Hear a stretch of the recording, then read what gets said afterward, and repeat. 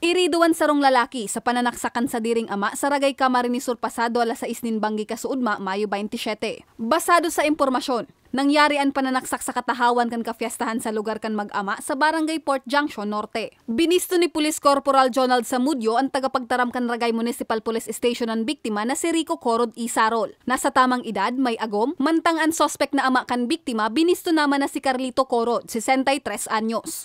Sa inisyal na investigasyon, parehong nakainom nin arak ang mag-ama sa kanya-kanya nindang harong. Alagad kan magkasabatan sa indang barangay, pinatakot subuot kan biktima ang sospek na gagadanon ka ini, na ikinadagit kan sospek. Pagbalik sa harong, kuminuha nin kutsilyo ang sospek asin sinugod ang biktima sa harong ka ini dangan duman na sinaksak.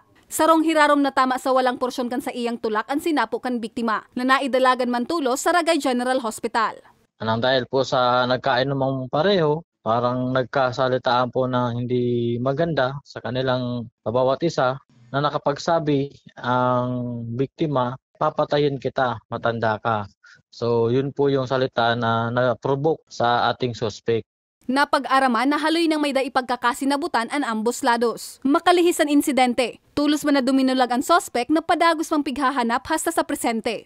Nanawagan din po kami kung sino man po nakakaalam, kung saan man po na nandoon o na kung sino man po nakakita, ipagbigay alam po sa aming himpilan. Maaari din po silang tumawag sa aming hotline number na para magkaroon din po tayo ng agaran na action po dyan sa pangyayari para madakip din po itong taong to.